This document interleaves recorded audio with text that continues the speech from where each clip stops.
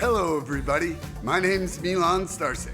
Welcome to Freedom Rising, a podcast dedicated to empowering individuals on the journey to personal growth, lasting serenity, and freedom from addiction. Tune in and join the movement. Your journey to freedom starts here. We neither represent, promote, or demote any 12-step program or organization. We are merely souls on the path of recovery with the desire to expand our lives and experiences and share them with you. Hello, everybody. Hi, everyone. Welcome to the 182nd Recovery Freedom Rising podcast. I'm Milan Starcic with co-host Shannon B. And today's topic is learning what's too much. And if I've ever been kicked in the balls by a topic for a week, this topic has been it. I think that the boundary between healthy responsibility and self-destruction, right? It's like we dance the edge of that between, like caring and then controlling. And, for myself, I think in recovery, I can't help but often feeling like I owe somebody that I love. Like there's this unrepayable debt that even amends hasn't cleared. And then I put myself in positions where there might be too much chaos happening, right? Too much pride to be able to say that I can't handle what's going on.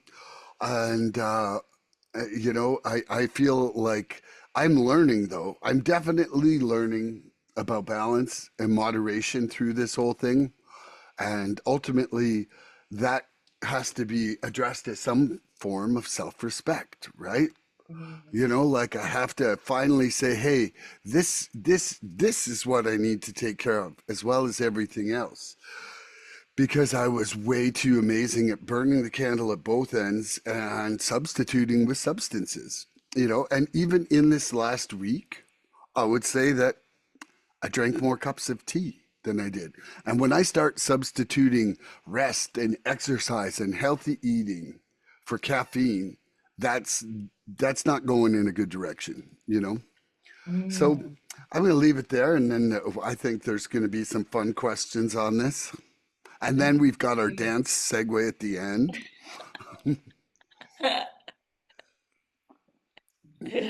Just kidding, it's Shannon who has the dance segue.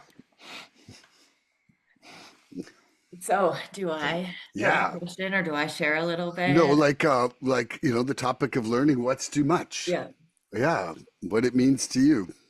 Let me talk about what it means to me first. So, like recovery taught me that it's not about more. It's about realizing and accepting what is enough, right? Like nothing was ever enough except for slowing down on drinking, right? And when I was in active alcoholism, but today, like those um more adrenaline pumping through me, dopamine, chasing, all that like can show up in other areas of my life. Like it wasn't just limited to because I started drinking and when I'm gonna stop. Is that true? Absolutely. But today that can manifest into other areas of a shapeshift, I should say, into other areas of my life. So it's really being able to be okay with stillness, be okay with quietness, be okay with time to myself, and also to like having that emotional awareness and having boundaries in relationships too. Like people's energy and taking on too much of things that don't have to do with me, like overcommitting emotionally isn't good because then I get worn out. I can get into resentment, right? Just like tracing like adrenaline or, distraction instead of finding like that inner peace inside. So calamity with serenity, right? Um, and I know when I first like stepped away from even being like so addicted to like work and everything too, I had to wrestle with that feeling of guilt, like I wasn't doing enough because I was so used to packing everything into life. And two, also when you're not, fully firing every day, all day, then you're always playing catch up, right? I was procrastinating on stuff, so then I was having to get so much done. So I was used to living in that fight or flight. So today it's really like about a lifestyle balance too, and like my own emotional safety. Am I okay being in my own company? Am I good connecting with God and going internal to fix things rather than looking for a distraction or an instant hit of gratification, sense of gratification on the outside? And can I say no without feeling guilty? Ooh, I love that. That's it. Thank you. You just stopped. That was a cliffhanger. You like, how can I do no without? The end. Oh, the end. There we go. Okay, so I have a question for you, Miss Shannon B. Sure. Learning what's too much begins with admitting we can't do it all, and that's freedom, not failure. How has your recovery taught you the difference between surrender and giving up? Well, I've never really been one to give up when things get too tough. My track record and alcoholism will show you that. But I still, I catch myself feeling guilty. Like I have to say to one of my loved ones, "Hey, I can't take this on right now," or "I can't, I can't even be part of this conversation because I'm too worn out," right? And not feeling guilty about that. That's not a sign of weakness. It's a sign of taking care of myself.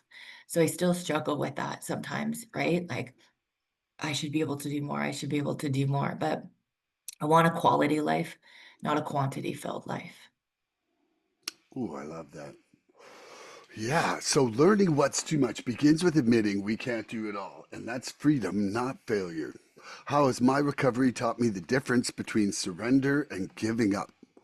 You know, gosh, I still can like flashback to the last 6 months before coming into options and into the program, and like I felt like everything was against me. Like there was just this feeling of like, it wasn't happening for me, it was happening to me. And I wasn't a part of it, really. It was like me versus, and I remember like just like begging for a day without a disaster because my perception was so skewed in the negative. And now, like I was saying just before we came on air here, there's uh there's an awareness that happens for me now, or when I'm starting to get that itchy bitchy twitchy feeling, that it's like, what am I not surrendering, and what do I need to do to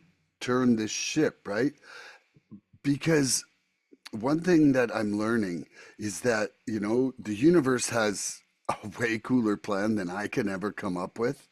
And if I am so rigid about getting things exactly like what I want, I'm probably going to miss the real gifts of the universe. And so it's like surrendering to what's actually occurring around me is kind of being flexible about how the outcome is going to happen. And, it's far from giving up because I don't stop doing my part. I don't stop doing my work. And I especially don't stop like my work inside, my portion of this connecting with the universe and the surrender of these defects and that. Like my whole part of the program doesn't stop because it's changed direction.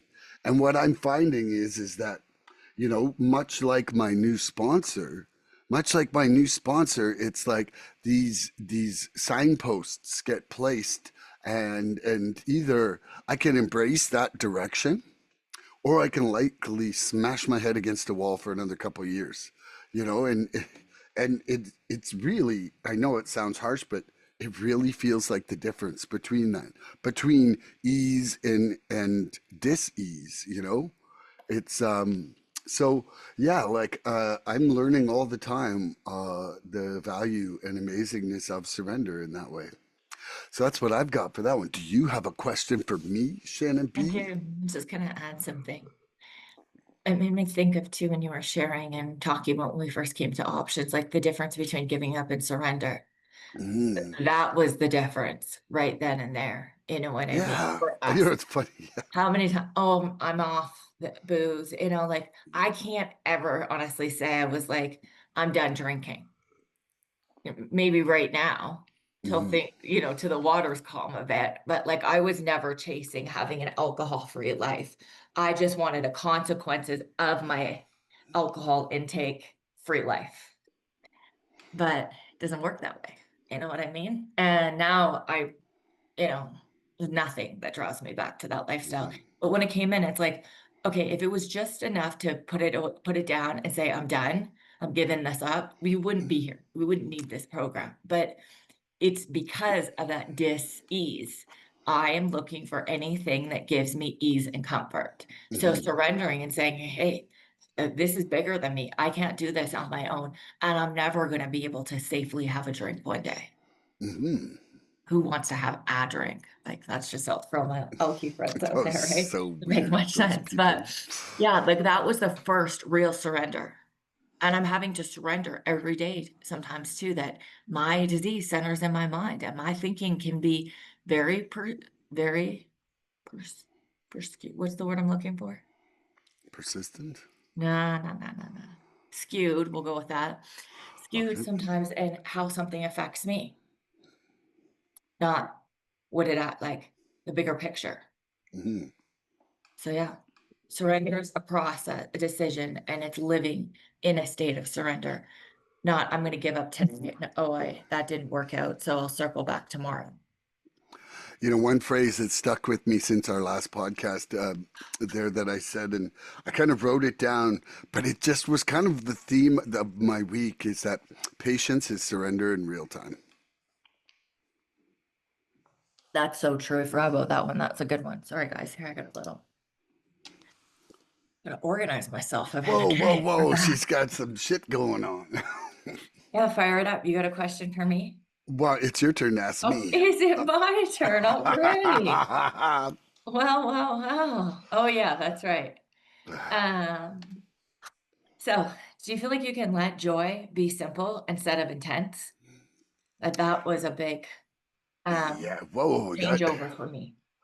You know, that's the whole thing is that I feel like inside my addiction and for most of my life, I considered myself a sensationalist. And whether it was drugs or whether it was sex or whether it was booze or whether it was like, jumping out of a plane or whatever, I likened happiness with these intense feelings, and rushes, like Hmm. I was never a downer drug person. Like it just that to me was like no. Anyway, but you know, coming into the program, it was like my first surrender of my addiction brought me my first speck of space, which taught me a tiny bit about serenity. And through that serenity, I started experiencing joy. And that joy is 100% different than just like a positive physical sensation. It's like this inner calm, and it's really the opposite of those other sensations. Those other ones had to be crowded with emotion and crowded with physical sensation. And quite frankly, now, it's like the times when I'm out and it's a beautiful sunset and I'm alone with my dogs and I might be walking and praying or something like that. That is like can be the most joyous things because I'm kind of uncluttered by some of the conflict that apparently I'm not great at eliminating with other people sometimes. And even then it's like not from them, it's my own inner conflict, right? Like, it's my dis-ease at surrendering. And so, it's a really interesting journey because the the goal or like yeah, I would call it a goal. The goal of like my state of being goal is entirely in a different place than it used to be. And it's almost like one of the ways that I can tell if I'm getting off kilter is am I pointing back to a sensationalist based thing, or am I still aimed at my joy and serenity? And so for me, I'm I'm able to course correct inside my problems, which really to me was really amazing this week, actually, to see that in progress. Because Lordy, I had some tests. You sure did, hey? Yeah. Okay, now you got to answer that one. Oh, elation, right? Elevation, instant gratification, um, dopamine hits, all of it. Like, it's how I rolled, right? And I would get that from variety of things, not just from, alcohol and drugs. But today, I find myself really craving peacefulness, not a lot of drama, not any, but that's not life, Um, time with myself, time with God, relaxing. I don't, I like the feeling of feeling full and whole and joyful after a day spent doing things that I love, being with my client, being with my family, being with my niece and nephew, being with my significant other, or even just a day spent getting things done. Like, I don't things I put off so that I am responsible, productive member of society and taking care of what I need to do or adulting. Like, I enjoy that. I'm not looking for shutting everything off and then, you know, going and doing whatever I want, going buck wild and not knowing where that takes me. Like, that wasn't freedom, that was being held captive by my disease. Love that. So yeah, joy more like not just a feeling I'm chasing, but a state of being. Woo-wee. I love that. And also finding joy in things that are not necessarily joyful, looking for the lesson, seeing either Hmm. what I can bring to the situation away rather than, what I can take from it too. Hmm. So yeah, just calmness. I love that. Okay, so our disease says more is better. Recovery whispers, enough is sacred. How do you recognize when you've reached enough in your spiritual or emotional life? I feel it. Yep. Like my body reacts. And I notice that I'm like, I feel maxed. You know what I mean? Hmm. I'm like, whoa, no more. Like overload, or being overly stimulated too, right? Too much noise, too much going around. Like a lot more sensitive to that. I notice. And if I tell someone, okay, have to go talk later, and they keep going, it's like my whole being is rejecting the conversation. I'm like, I need it out now. I am the master at the chat and cut. Like I can like end a conversation and walk away and leave you thinking you ended it. It's a skill my daughter's like, Dad, you're the chat and cut master. I love it. Because there's times where like if you don't define the end of a chat, man, those people would chat you all day long. Like and there's a time and a place, but there's also a time where we've got to like put the boundary down. But yeah, so how do I recognize when I've reached enough in my spiritual emotional life? You know, what I really try to do is I try to maintain a schedule, and I also try to maintain a certain distance between events in that schedule. Like Mm. I used to look to fill every moment, and that was like a successful week if I was packed with stuff. And what I realized though is a couple things. First of all, it never left enough for me. And it really diminished the quality of interactions with other people. Like when I'm resenting you for that conversation I'm trying to chat and cut, how can I possibly be sharing love with you? And I feel that it's having a different awareness about where my what would you call it? like where I'm like hit my quota, not quota, but where I'm feeling maxed out on the on that, like where I can feel good, I can feel good, I can feel good, and I don't, like it's like last winter, one of the things I learned, which I didn't know, and I feel kind of silly for not knowing till then, but I'll admit it, is that enthusiasm and anxiety are the same thing. And it just goes enthusiastic, enthusiastic, and then it crosses the line and becomes anxiety. And Mhm. and man, you know me. I can be pretty fucking enthusiastic. And and inside that enthusiasm runs that risk of it going to an anxious place.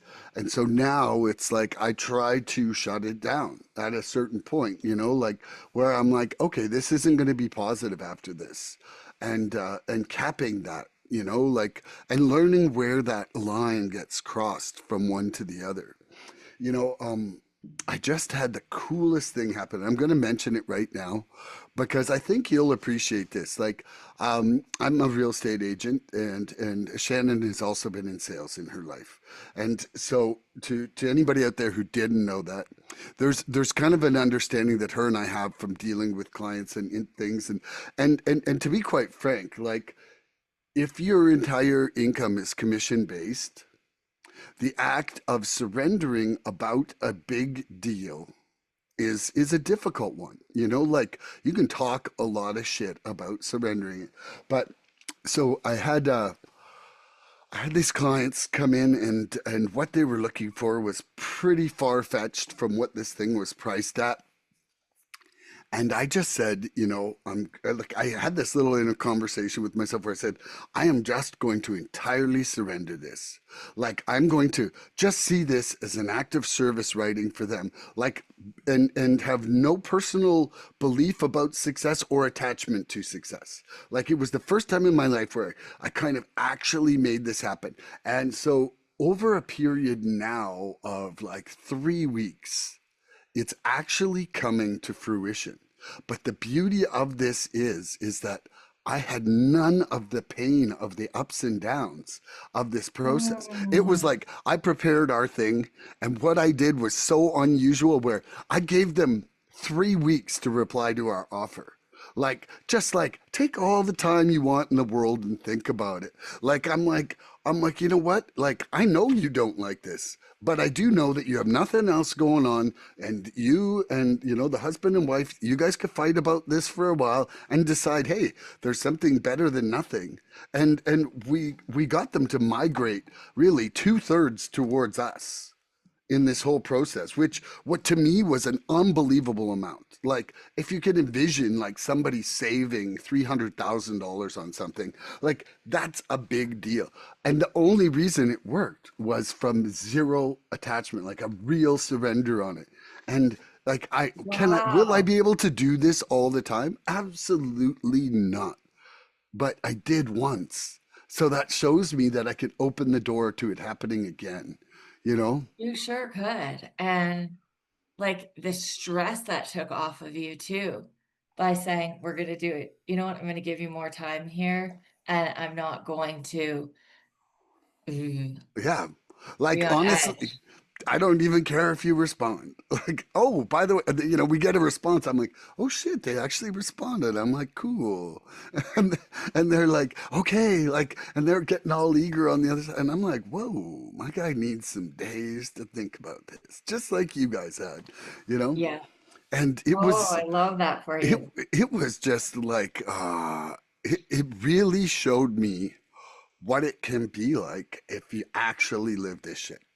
Like, if you can actually live a real life of surrender, man, like, it was great because, like, in the end, whether I was intense or whether I surrendered, I get the same commission. My life has changed in the same way. And the only difference is I didn't have pain inside this. Like, isn't that crazy? Like, and it would have been 3 weeks worth of stress. Like, 3 weeks of stress did not happen because of actually trying to address this inside, like putting these principles in all my affairs. I did it for one thing, and the experiment was so successful, I can't even believe it. I love that. That's so nice to hear. It's like makes me think too, like, and like you said, you can't always do that, but when you can, gosh, the freedom that must feel of not being so consumed by what's going to happen, what's going to happen. Come on, come on, come on. We need to get there, right? Yeah.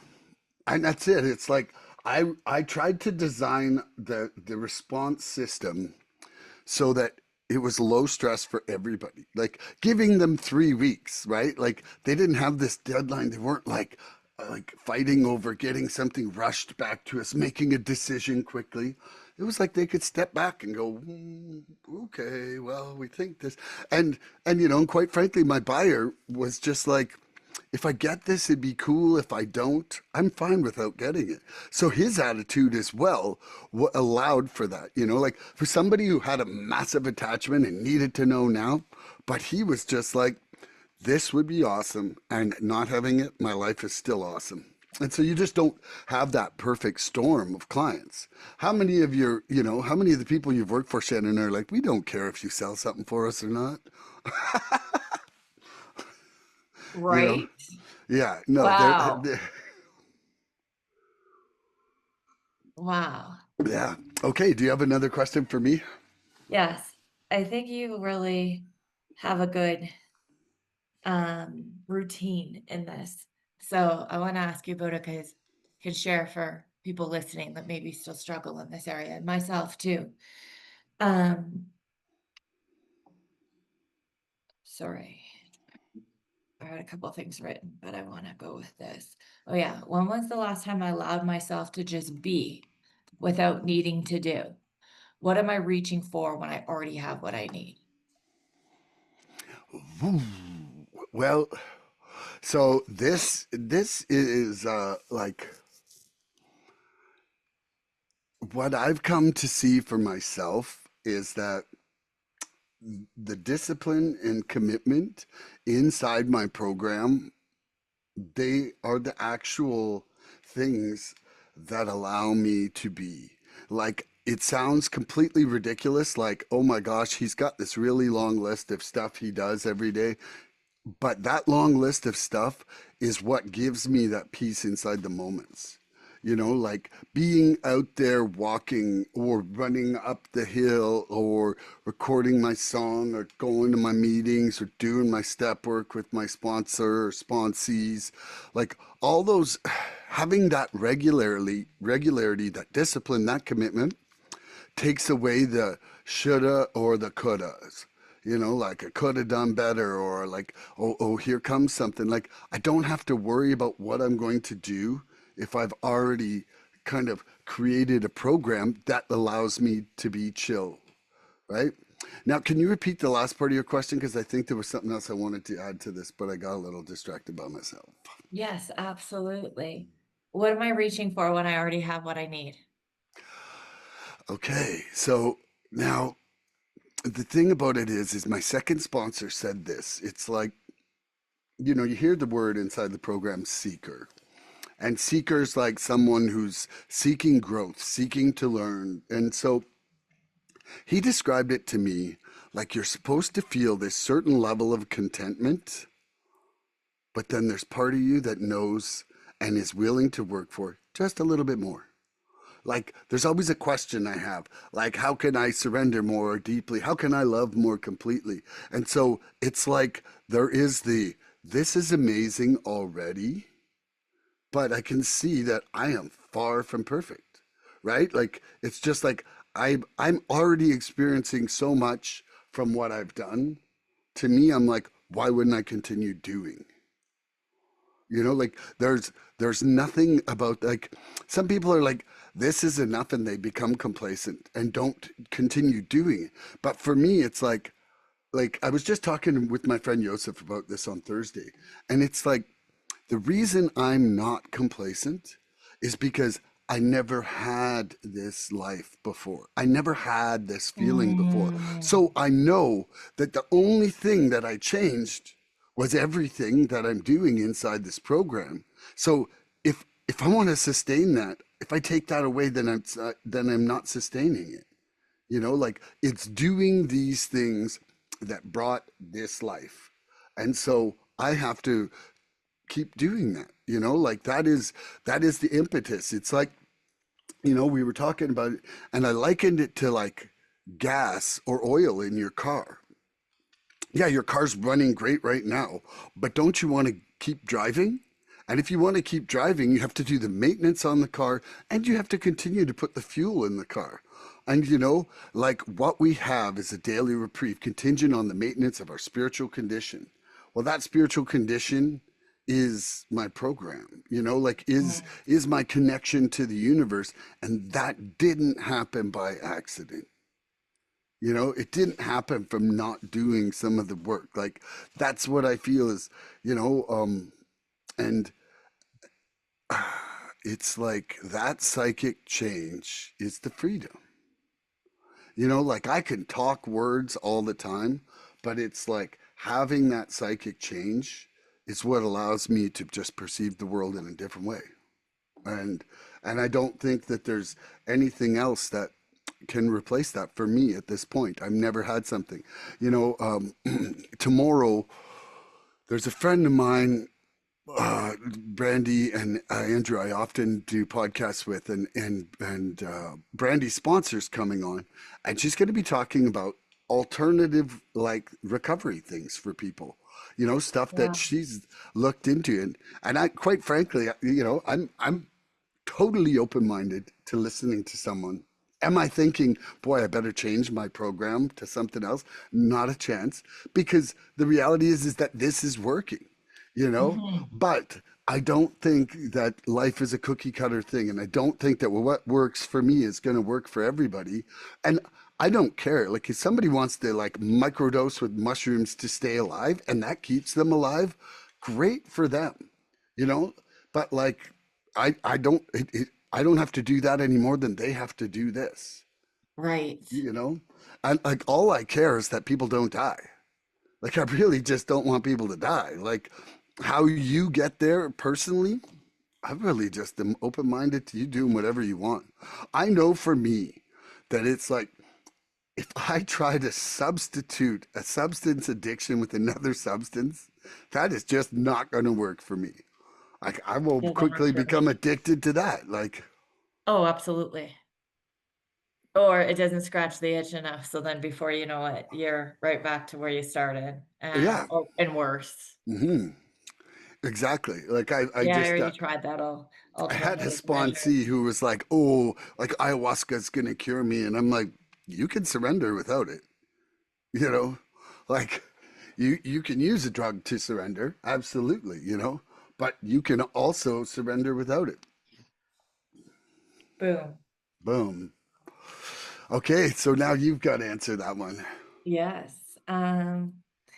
Yeah, so I'll start with the last part, like, what am I reaching for when I already have what I need, right? Like, for sure, sometimes I can get sucked into, like, wanting to buy things to feel good, but I can check myself pretty quickly. And 2, I still working through in this stage of my life, what is my balance, right? Like, how much do I want to commit to each area of my life? How much can I, right? With it being healthy and not bordering on taking on too much again, right? Like, especially when it comes to career and everything. I'm used to just going nonstop, and that took precedence, and everything else just fell to the waistline. So I'm trying to be very mindful of like a work-life balance. Right? Still a work in progress, but it's a lot so much better than it ever was. And to saying in gratitude keeps me from thinking, "Oh, I need this or I need that," right? I can go on little tangents and think like, "Oh, I need to change this or what I need to move or I need to do this." And I'm just like, "What are you doing?" And I was decluttering and like getting rid of some clothes and stuff last weekend and switching over to like my winter wardrobe, and I felt this beautiful feeling inside of like, "Wow, I have everything I need. I have so much. I'm great. Like, look at this." And it wasn't because I had a multitude of things. It was that I had a different appreciation for the things that I had. Mm-hmm. And I think I've shared this before. Like, I'll be the first person to be like, oh, I have too much stuff. This is taking up room. I want a minimalist life while I'm pouring into having a maximus life, right? So it's like I can course correct that. So yeah, it's not about like quantity. It's really about quality and the things that truly matter, right? I can't get towards a more financial freedom when I'm spending money frivolously. Doesn't mean not enjoying life, but Mm-hmm. realizing like what's a need versus what is going to be a want I resent later. Ooh, nice. I Yeah. love that. And I think the other one was like, when's the last time I allowed myself to be instead of needing to do? I check in with myself. Am I putting something off and doing something instead, disguising it as self care? Because self care is getting the things done I need to get done. I know I need to do something for my taxes or I need to do something for this like, this adult responsibility. Just do it and get it over with rather than keep putting it off, saying, oh, well, I should be looking after myself. Because I'll use excuses and wrap them up as, and sell them to myself. Mm-hmm. Oh, it's better if I do these readings for my recovery, but really I'm not doing readings for my recovery. I'm like doing something else to distract myself. Yeah. So, yeah, having a list of things I need to do and getting done with it, but also to enjoying that calm and like, hey, today, I'm going to do a couple of things I want to get done, and then I'm going to not do a bunch of stuff and I'm going to enjoy the day and I'm going to feel Yep. great about it. Love that. Balance. Balance. You know what? That leads right into this question. So Can listen, we take a quick bathroom break? yeah, hold on. Give Thank me you. 1 sec. So yeah, your last response led perfectly into this about balance is a form of self-love. Overextension is often disguised self-punishment. How do you stay aware of when self-care turns into self-neglect? Mhm. Self-care types of self-neglect. Well, first of all, it's having a vigorously honest, being vigorously honest with myself. God already knows, but with myself of what is self-care versus what is self-serving, Hmm. right? Like self-care can look like a lot of things, but pouring into my recovery and doing what I need to do for that is a necessity that can fall to the waistline when I get caught up in life. And that can quickly turn into a form of self-harm to me. Am I getting to meetings? Am I talking with another alcoholic? Am I doing step work? Am I working with my sponsees? Am I meditating? Am I praying? Or am I trying to pack everything into pack everything into the stream of life? So that's a slippery slope that I do my best, to not because I'll feel it when it's like, well, when's the last time I've been to a meeting? Or why am I saying I'm going to do this when really I need to go here? Hmm. And overindulging. Overindulging, yes. Overindulging. Okay, so balance is a form of self love. Overextension is often disguised self punishment. How do I stay aware of when self care turns into self neglect? Well, I was kind of talking about that a little bit before we came on air here. And one thing that I find for myself is that I will overextend for people that I still feel I'm in the midst of making living amends to in my family. I will I will do things that I feel like, well, I owe them, and it's not necessarily being authentic with myself at that point, because then it almost always leads to an instant resentment while I'm doing it, which is absolutely the opposite of what Yeah. I'm actually feeling like I still owe an amend. And so I create a resentment clearing the amend. Oh, 100%. That makes perfect sense to you. I've been there. And, You're like, what the heck? and then what it does really is that there I am, overtired or overstimulated, resentful, and actually ruining the moment that I was trying to make better by doing that, you know? Like I'll be either tired and short or just not my best self. And I know when I'm not. Like I know when I'm like, man, I wish this guy would leave the room and it's me. You know, like there's times where I'm just not into me. But it's okay because at least I know who that is now, you know, and and that's quite often, that's like the little self-centered baby ego Milan, like it is really often where I just turn the entire situation about me and go back to my old ways, and I really, you know, try not to invite that guy many places anymore. But he still manages to show up. He's like that friend of a friend who always came to the party, always fought somebody, ruined the party, and you're like, stop inviting Johnny, but he still shows up. Anyway, yeah, so I think that's my answer for that one. I don't think there needs to be a huge one on that, but I definitely saw evidence of that this week in myself, Yeah.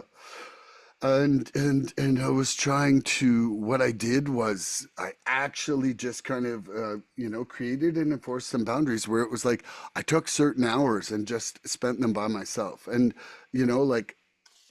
like I would literally negotiate inside myself. Okay, tomorrow I'm on all day, so for today I don't feel guilty about being off most of it. You know, and Mhm. because it would take that for me to not feel guilty is like an inner balancing of the books on that front.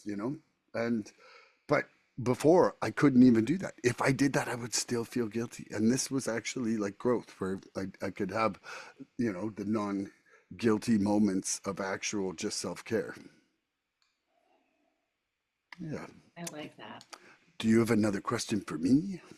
I'm gonna read this and then we share a little bit on it. It says Okay. learning what's too much is really about learning what's enough. Enough love without losing myself. Enough ambition without burning out. Enough joy without needing escape. Sobriety doesn't just give freedom from alcohol and drugs. It gave me the courage to stop running from stillness. And that's where I finally found peace. So, can you share, Hmm. like, especially going into recovery from living, that nonstop, fast paced, go, go, go, go, go life to now, um, like how you are able to show up and show love without losing yourself, like you said, Mm. because you feel like I need to do this because I'm still making this amends. Do you for struggle with finding like what's enough ambition versus what's too much and burning out? So, I kind of think the fundamental core of what you just read for me is about finding that peace. Like without getting that peaceful moment or speck of space, as I call it, from my first surrender, I wouldn't have known even what direction, things had to start getting pointed in. Like it I was afraid of the silence in my addiction. Like I would play music, I would always have something going rather than listen to my thoughts because my thoughts were really not pointed in a positive direction at the time. Like that inner talk about things, man, it was like blame and resentment building so to such a Mhm. degree, like to such a degree it's almost embarrassing for me to consider it now. And Wow. I say that because when I look at it, I'm like, man, what was I like to be around? Like I have people who say that I was still a good person, but I'm like, I really feel like I must have been very unpleasant to be around, or somebody that I right now would not enjoy being around, you Mhm. know? And and um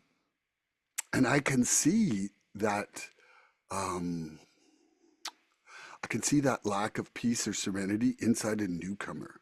When they say the newcomer's the most important person in a room, it's like the one thing they remind me of is that internal pressure and pain that's going on of not having any peace. And so for me, there's been a few things that have built that peace, like Hmm. my connection with my higher power, you know, doing the step work, doing this to anybody out there. They call it a program of action, and that program is the 12 steps. And, if you're going to be in one of these 12-step fellowships, the reason they are is not to look at them, not to see them once a week at a meeting, but to do it to bring about a psychic change. And that psychic change will bring you that peace and that freedom and that joy and that serenity that nothing else, in my experience, has brought me. You know, I was born without the tools to be an adult, and I didn't develop like healthy adult tools until the last 2 years, which we are coming up. What is it like? I would say 18 days for somebody I know turning two. I'm not going to call her out, but she knows who she is. Anyway, Thank you. um, Shannon. like we are living a different life because of doing the work inside these steps. Like essentially all of the shit from our lives, our misconceptions, our perceptions, our past, this society teaches us to worry about stuff. This society teaches us not to be content with ourselves, to quite honestly, in most circumstances, not act in a way that is going to bring about any sort of peace or freedom inside ourselves. Why? Because agitated people spend more money. And that's what Yeah, they and want. not to be content, period, in anything. That's I right. know. Like, because if we are content, we don't go out and buy. Like, I had the perfect storm of coming into this program and being on a major financial collapse. Like, this year, I have successfully spent less money, probably than the last 20 years, like of any year. And I've had more joy, contentment, and happiness and peace than I've had. And so I just think it really dispels, what's going on with this current society and, with the social media, everything. Like, I'm just happy inside me. And if you want to come be happy and free with me, awesome. And if you don't, guess what? I'll still be over here doing my thing, you know? And I'm going to leave that one there because I think I hit it somehow. You did. You didn't just hit it. You knocked that one out of the park, my friend. Enough for me to answer. Hmm. Yes. Checking in with myself. Like God is leading me, right? And truly believing that, what feels good for me, what like my level of success feels good, my accomplishment, the way I'm handling things, like trusting myself, right? Not measuring it up against someone else or measuring it up against, some sort of toxic expectation Hmm. is huge.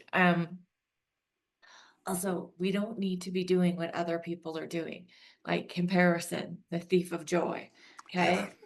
I will run my business the way that works for me, show up for my clients, you know, tailor to things that I want to do because I genuinely care about what I'm doing. It's not about turning a profit, right? Like, of course, that'll come, but I want to have integrity in every step of the way.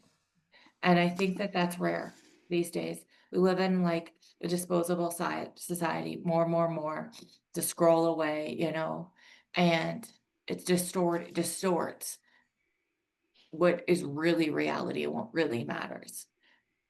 What are my core values? Staying aligned with those to the best of my ability in all areas of my life. Period. I And love I that. know when I'm not, like I know when a circumstance is rubbing against something that doesn't align with me. So understanding, is this a means to an end? And if so, what is the end? And how do I find peace and self-respect in that process? And also at that point, it's like, check my motivations. Exactly. Like if it's rubbing against wrong against something, it might not be too much.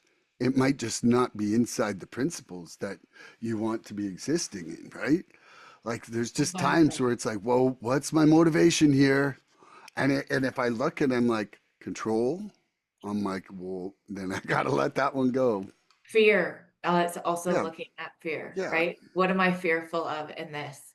And okay, what can I do? What can I ask God for help in? All of it, right? Hmm. And okay, am I running on fear rather than faith?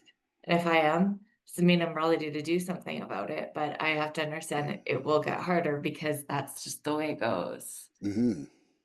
Absolutely. till I And make that fearless change.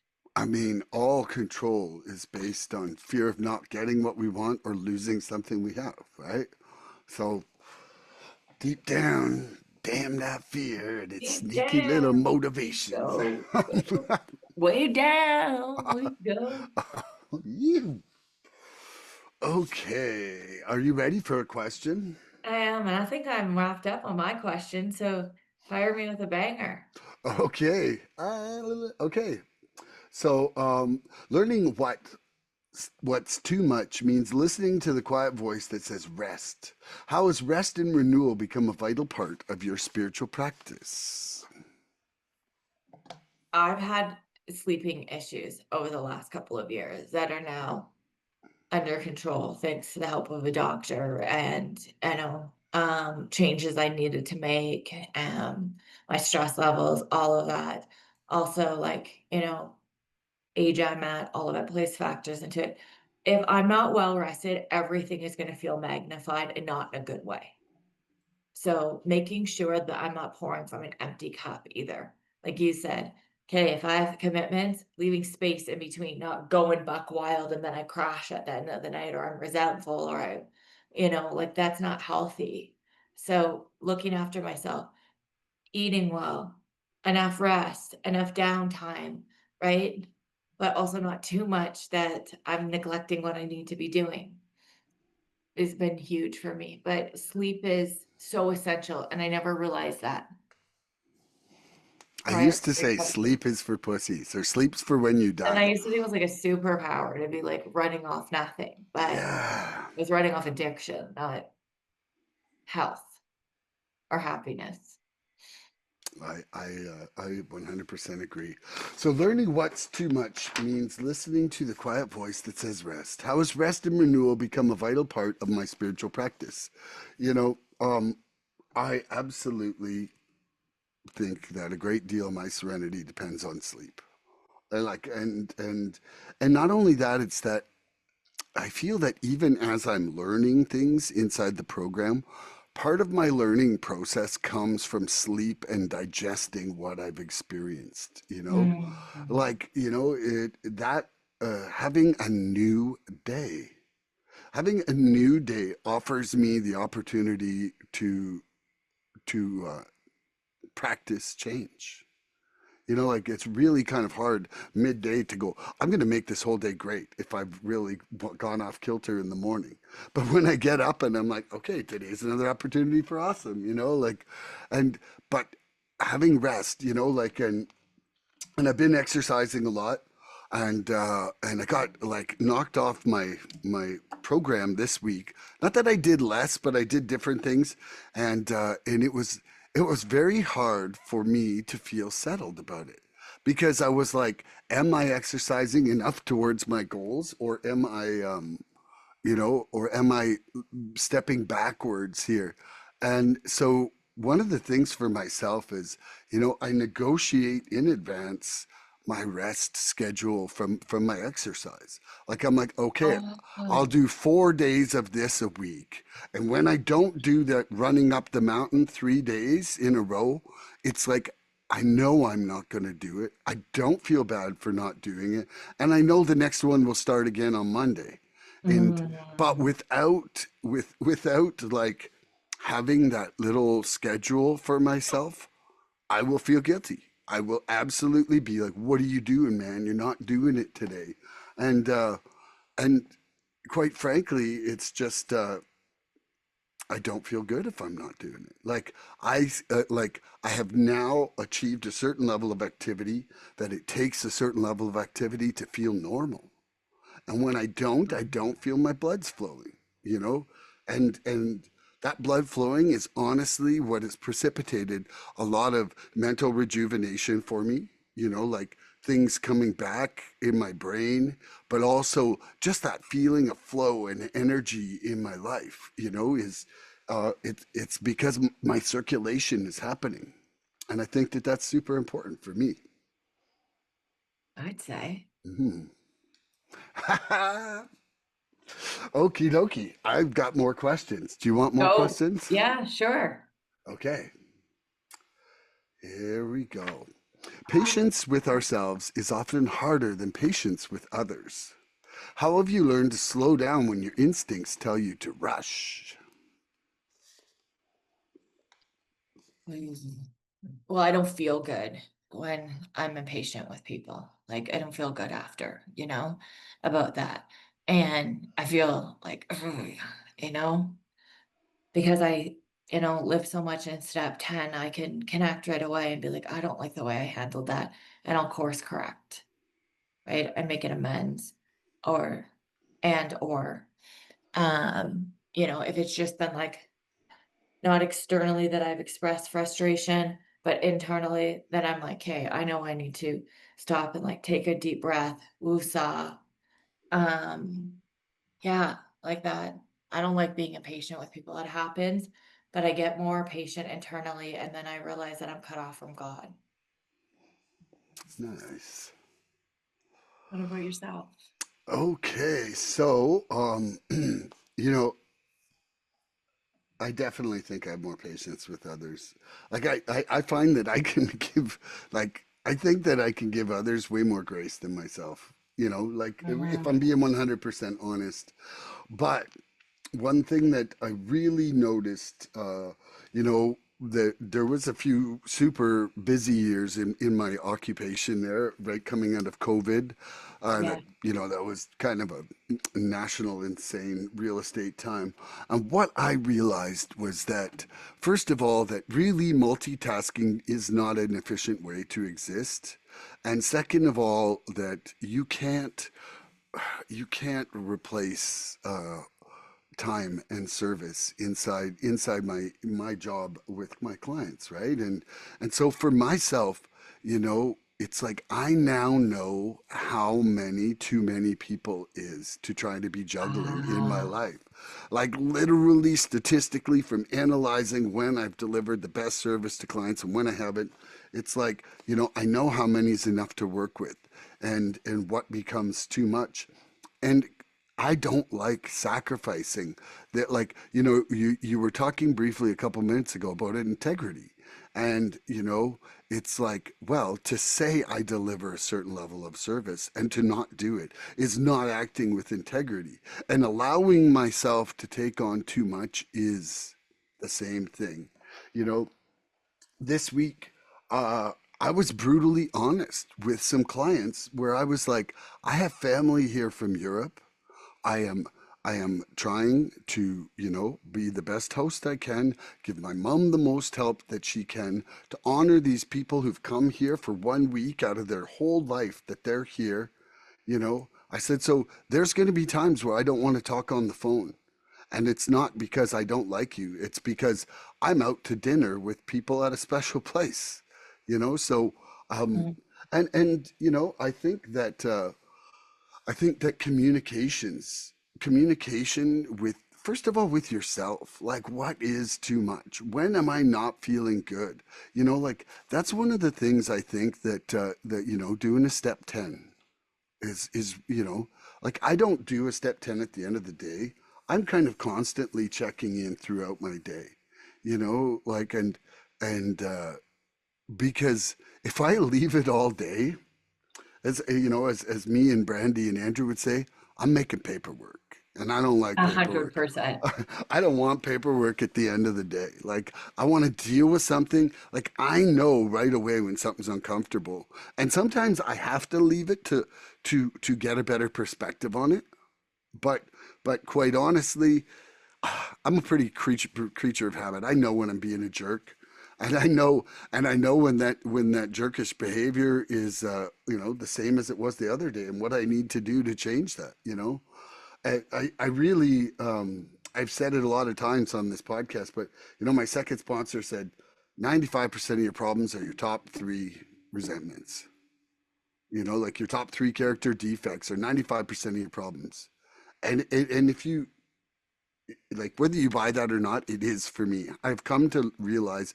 And so if I watch for those three character defects, I got 95% of my problems in my hands, you know, of like understanding what's going on with myself. And that's like, that's 95% more than I ever had in my life, you know? Right? Yeah. And even if they're not fully changing right now, at least I'm understanding. At least I'm being able to like know what I'm trying to surrender. And quite frankly, it's like I'm like, oh shit, here comes an amend. Like I'm like I can feel it in real time that you know that there's something that even if I can't stop it, I know what I have to try to change after and to discuss with that person, right? I love that. Yeah, okay.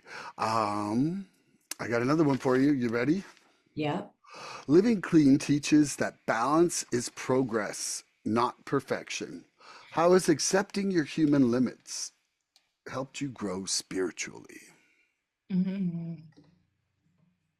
Well, letting go of having to be perfect at everything, or, I can manage so much, go, go, go, go, go.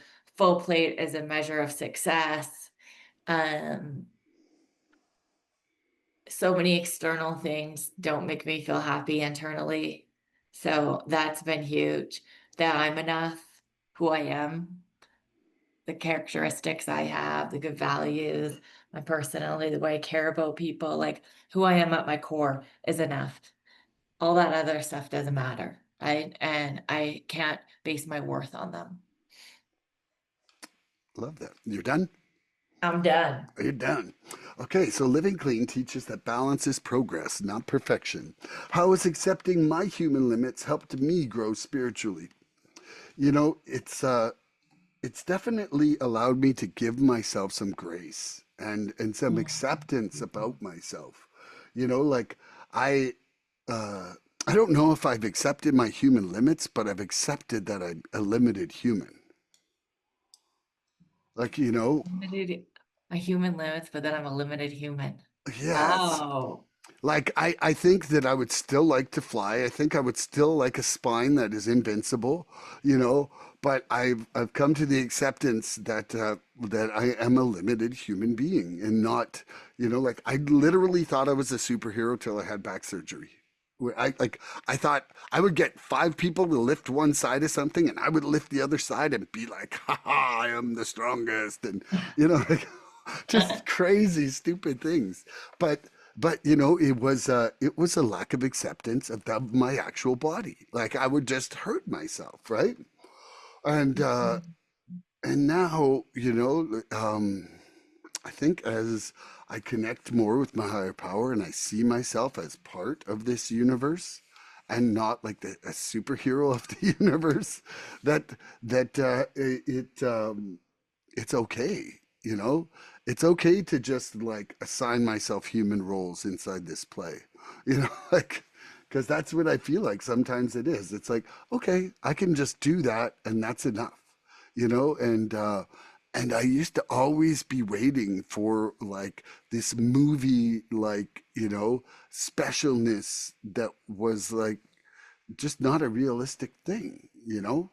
And right now, um, that joy and that serenity on a constant basis and like that contentment from just having a regular day in my program it Mm. it it it, it makes it so that I don't need to be more than that, you know. And I You are think more than enough. that's right, or at least I am enough, you know. Yeah. Like and for once enough for me. Oh, Yeah, getting to that point has been such a gift in my yeah, recovery, yeah. like loving myself and, understanding that, I'm going to fall short and, not beating myself up about it. Oh, the freedom in that, Mm. when I'm always was my toughest critic. And I watch the words I say to myself too, because words have power. And sometimes we talk to ourselves worse than we ever would another person. Absolutely. I am going to pull up the clock and we're going to do some lightning round. Why? Because it's been a couple weeks since we've lightninged the round. Let's go. Okay, here we go. Let me set up the clock here. And now, are you ready, Shannon B? I am. When we do too much, our spiritual condition begins to whisper before it screams. What early warning signs tell you your balance is slipping? Getting irritated quickly, not feeling joy in things, getting into resentment really quick, wanting to avoid, wanting to shut off the world, getting my stinking thinking like, "Ugh, if only," like it comes on pretty quick. I feel a physical and mental reaction and spiritually unfit right away. Boom, I love that. Okay, what early warning signs tell me my balance is slipping? Anger, when I turn from gratitude to attitude. Like when, Ooh. yeah, like where I'm like, and when I start feeling like I deserve this and you should, like when I start like putting the puppet strings on those people around me, I know my balance is slipping because that is the state where dissatisfaction lived inside me for so long. And now from looking at it and looking again, I know that when I start to feel entitled, angry, and feeling like, something's against me, that is like a major one.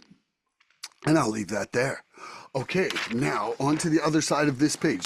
Service without balance becomes martyrdom. Service without boundaries becomes love. How have you learned to give without losing yourself, Shannon B? Without expectation, right? So giving because I genuinely want to do that. I'm not spiritually keeping score, right? I'm not keeping score in like tit for tat type of way or any of that. And knowing that, when I give of myself and I'm helpful to somebody else, right? It helps me live as God wants me to. Like I'm walking and showing up in life as God wants me to, right? Full of grace and being of service to others without being like, what am I getting out of this?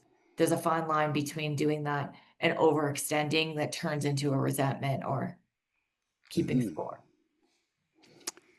I love that. So, okay, how have I learned to give without losing myself? You know, I often check my motivations on my service because one of the things that I'm trying to do is I'm trying to deepen my surrender and I'm trying to love more Mhm. completely.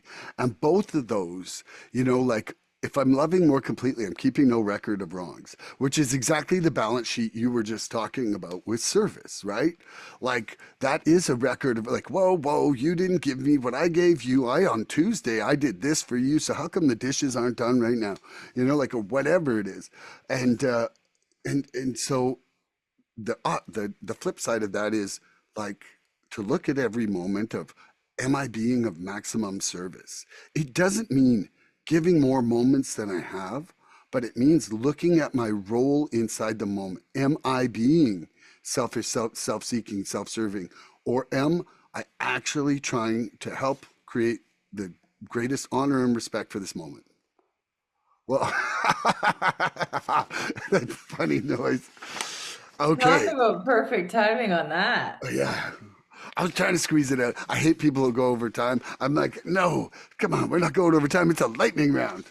Okay, the 12 and 12 reminds us that serenity comes from alignment, not achievement. How do you realign with your higher power when it feels overwhelming? Well, when it feels overwhelming and it's not working, it's because I'm driving in self will, right? Not in God's will. So since I got to push myself to maximum discomfort and frustration and be like, whoa, am I trying to control an outcome here? Am I trying to control a person, place, or thing? Because if I am, then I'm not in alignment with God and I'm actually punishing myself. Like you just said something that's jogged something in my memory of like, oh, well, I did the dishes this day. Why didn't you do this day? or like me doing things around the house or taking on more and thinking like, oh, of course, everything falls on me. But it's really my stuff I'm cleaning up or my things I'm organizing or just my choice. Nobody's asked me to do that. I also haven't Yeah. asked for help. Ooh, that's a big one. Boom. Okie dokie. So, now the 12 by 12 reminds us that serenity comes from alignment, not achievement. How do I realign with my higher power when life feels overwhelming? You know, I try to stop and I'm like this is something that I've been kind of just learning how to do in a serviceable fashion for myself is to just stop and go, please guide me in this moment. Choose to be more surrendering, to be more loving, or whatever.